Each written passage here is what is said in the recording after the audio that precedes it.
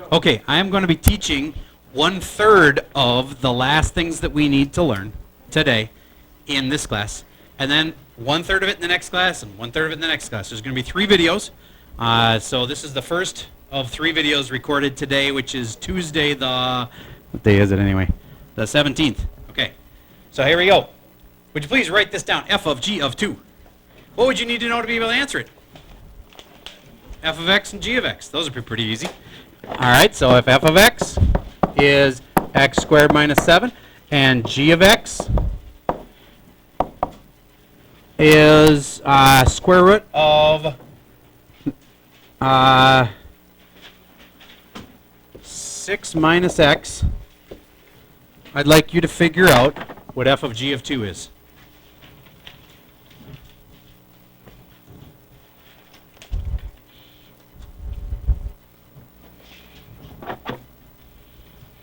All right, so first thought should be, I got to figure out g of 2. So you go over and stick in a 2. 6 minus 2 is 4. Square root of 4 is 2. So now that I know it's 2, I can replace this with just 2. And now I want f of 2. F of 2 means stick the 2 in there. So I have 2 squared minus 7. 4 minus 7, negative 3. Raise your hand if you followed that. No problems. Okay, good. Moving on.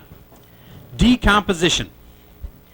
Do you remember, this is not just what dead bodies do. This is something where you can figure out based on the answer to a question, like let's say the answer is 1 over x squared minus 5, and that is f of g of x. You can figure out what f of x was and what g of x was. Know what I mean? We've got the answer to the question, so what was f of x? What was g of x? And you start by finding out the thing that's in the middle here. You take this part and you think of it as a little piece that got plugged into the other one. Where's a nice handy little piece we could make? G of x. That part. Okay, so we could say g of x is like x squared minus 5, and then what would that leave for f of x? 1 over x. All right, so now if I just erase this, actually let me just move it. So I'm moving this off the screen. Now just do f of g of x and figure out if it's the same answer. You know what I mean? That's how you can check yourself. If you think the answers are f of x is 1 over x, and g of x is x squared minus 5, do f of g of x. Well, g of x is this. I put that into the f function. Means I have to put it into the x spot there. So it's 1 over empty spot, and then I drop in x squared minus 5. And is that what I wanted? Yes, it is. So that's decomposition. Any questions about that topic? That's a pretty easy one. All right. Always look for the thing that's set aside in either a square root or a parenthesis. That's usually the way they do it. There are other ways. Okay, moving on. Exponential. Find the equation from 2 points. Do you remember this? All right. It's actually, I don't think the word exponential is the right word for it. There's 2 ways that we did equations from 2 points. We did linear. Remember how if I give you 2 points, you can find an equation for that? It's super simple. You just have to know, let's say I have 2 comma 10 and 8 comma 12. I can figure out the equation that goes through that. What's the first step? Knowing a great big formula. Write this down. Remember how I told you there's a few formulas you can want to like memorize like right before the test? Brush up on them. If they aren't already memorized, you're in trouble, but remind yourself. Y minus, remember this one? Y1 is equal to m times minus x1. Good. And now I've got room for a point. The point goes in here and here, and the slope goes in there. So the first thing I'd probably do is figure out the slope. So what's the slope of this puppy? Well, it's rise over run. How much rise is there?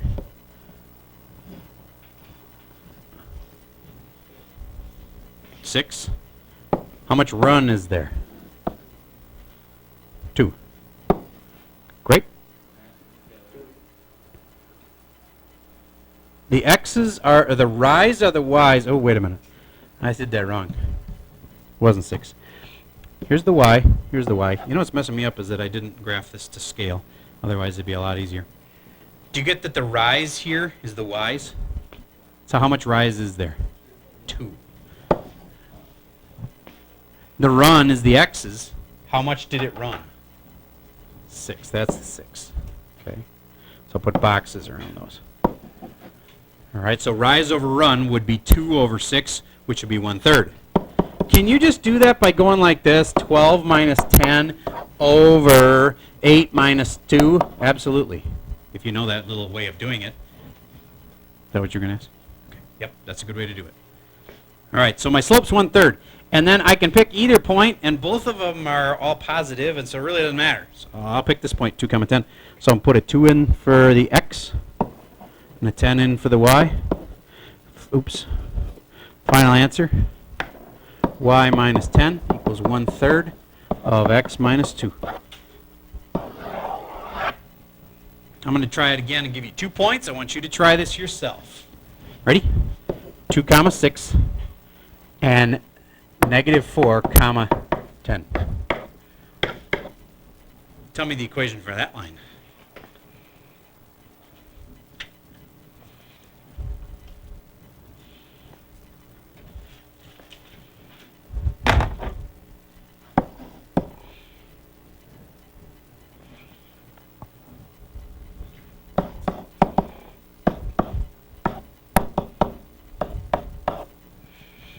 Here's my equation except with empty spots where all the things are that I'm going to drop in. First thing I'd probably do is figure out the slope. You can do it this way. 10 minus 6 over -4 minus 2. Be careful with those negatives. Final answer would be 4 over -6. 4 over -6 reduces to -2/3. Okay, and then I just get to pick one of my points and drop it in. I'm going to pick the one where they're both positive. So I'm going to pick x is 2, y is 6. There we go. There's my answer. Raise your hand if you're comfy with that. Okay, good. Let's try the other kind. What if we've got a parabola and we know the vertex of it and we know one other point on it? Do you remember writing the equations for these? All right, here's what you do. You got to start with the general form for this puppy, which is y equals something squared. Remember this? Okay. And then what goes here and here? Yep, and then there was 2 letters that we used. H and K.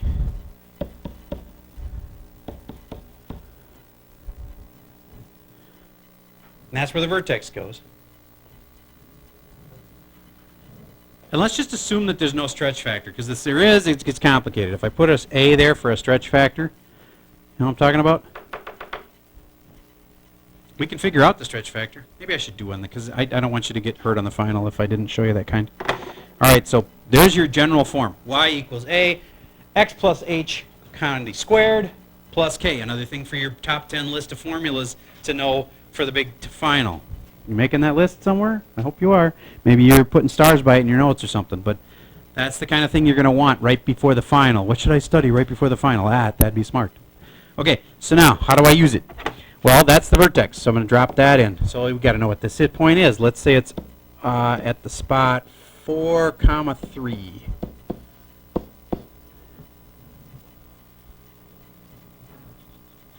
All right. And then let's say this other spot here is at, oh, my alignment's off again. How is that possible? 6, let's make this have a normal stretch factor of like 1. So normally you'd go over 2 and up 4. So if it was already at up 3, go 4 more, that'd be 7. There we go. Okay, so 4, 3 and 6, 7 are my 2 points.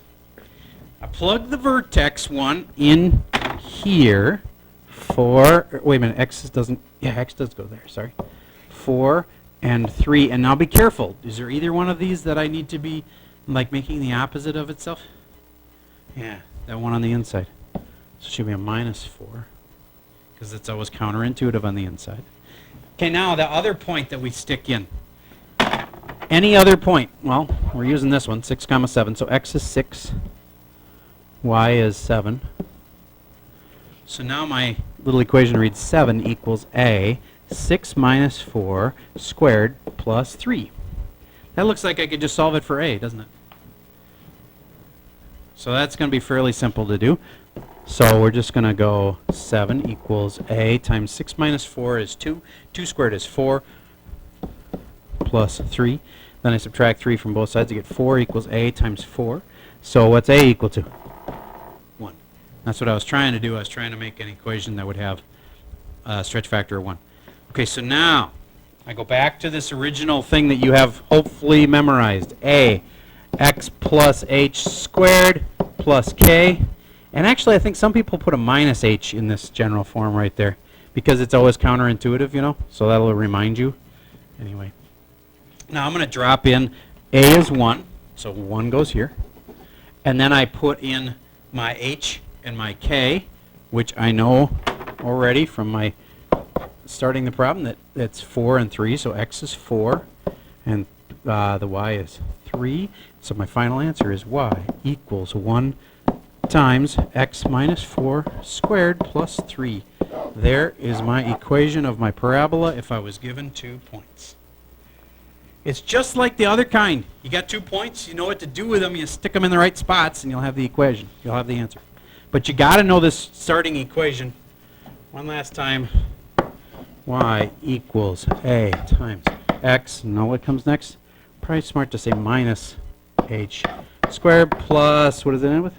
Okay. And that's where the vertex goes. That's the stretch factor that you figure out by putting in all the points, solving for it. And then this is the other point, any other point of x and y. Okay? Your final answer has an x and a y in it, so your final answer might look like this. 3 here, and then let's say there was a 2 and a 5. That'd be a typical answer. It leaves the x and the y in it. All right, next topic I want to go over with you is logistic. Find the equation from 2 points. Oh, wait. Y-intercept and horizontal asymptote of logistics. Yeah, we're not going to go over that because I'm 99% sure that's not on the final. So, moving on. Increasing and decreasing intervals. So, let's say you got a graph and it goes like this. Do you get that there's areas where this graph is increasing and others where it's decreasing? The increasing is just like, let's say it's increasing from here until it gets to there. Okay, that's a zone where it's increasing. And remember, it's always the x numbers of it. So if this is the point -4, comma -4, and this is the point 4, comma 5, I would say that it's increasing between there and there. Use the x numbers of it. Okay? That's the interval over which it's increasing. This is also known as a local maximum, this one, local minimum, and it's the absolute minimum. There is no absolute maximum in the way I drew this because it's going up on the right there, so there's no max. All right. Next kind. Odd, even, or neither functions. Do you remember this? Okay, how about this? Here's the 2 most famous ones. It's not hard to figure out which this is even, which one's odd. Okay? But they're not always this simple. This is an even function. Do you remember what about the picture that we said was special on these that kind of makes them even? What? Not the vertex. The vertex isn't. Yes, this vertex is the special spot on the parabola, but what about these? Yes? Yes. Another way to say it is what the kid in the front row said, which was, you want to say it again? The axis of symmetry. It's got an axis of symmetry right down here. Why can't you be more like him? All right. This is going to have a perfect reflection over the x-axis. Now, how about the odd ones? That is a weird kind of a reflection, and it's like this. Yes, it's a double flip. Man, you must eat your Wheaties this morning. So it's a flip this way and that way.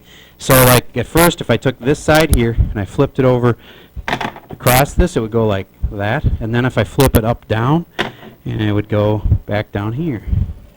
See, it's like down there now. So it's a double flip. Another way to say it is that they are, the odd ones have a reflection over the line y equals x.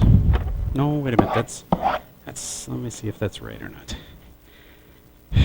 No, I'm just going to keep it as a double flip.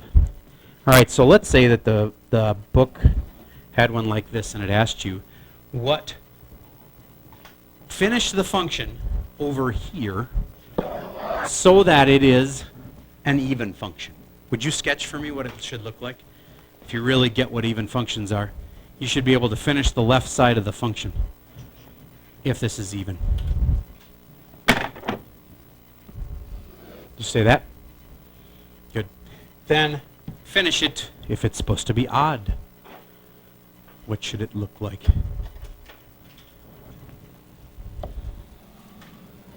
Like that. Okay? Double flip. All right. Now, if you even and odd functions, there's more to them than just the picture. Let's say I said that something was an even function and it has the point 5, 2 on it. What would you know also is on it? Very good. Because I think some of you are probably picturing this going like this and saying, oh, well, then this got to have a point over there. That's a reflection. Okay, if it's even, negative 5, 2. And you're right. Okay. What if this was an odd function? What point would you know would have to be on it?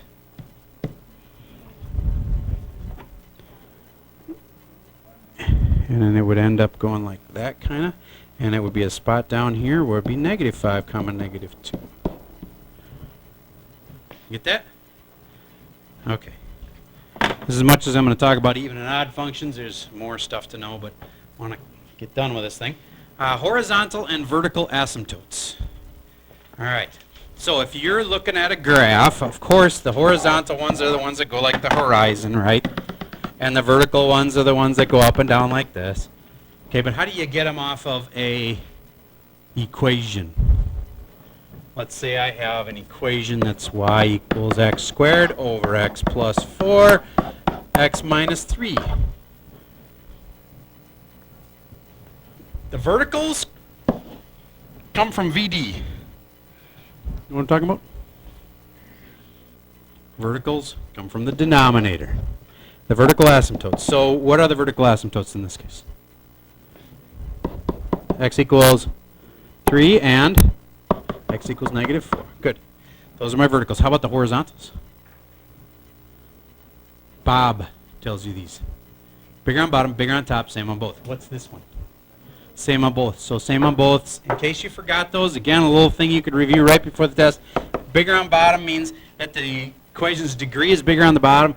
In this case, they're not. It's the same on both. But I'm going to tell you all the rules. Bob is y equals 0 unless there's something on the outside of the fraction, like let's say it looked like this, 1 over x plus 5. Then that would count also, and I'd say 0 plus 5. But most of the ones we do don't have that. So that's just pretty much Bob's or y equals 0. BOTS stands for bigger on top. And do you know the rule for BOTS? There's no asymptotes. None. And last is SOBs. This is a SOB. It's the same on both because its degree on the top is 2, degree on the bottom is 2. Same on both is a ratio of the lead coefficients. What's the ratio of the lead coefficients? Well, what's on top? 1. What's on the bottom? 1. And it's 1 over 1, so it's y equals 1. So this is not a Bob. This is not a BOT. This was a SOB. And so it would have y equals 1 as my horizontal asymptotes. The verticals were the x equals things. You remember how if something canceled, there'd be a hole? Remember that? So if there had been something like this,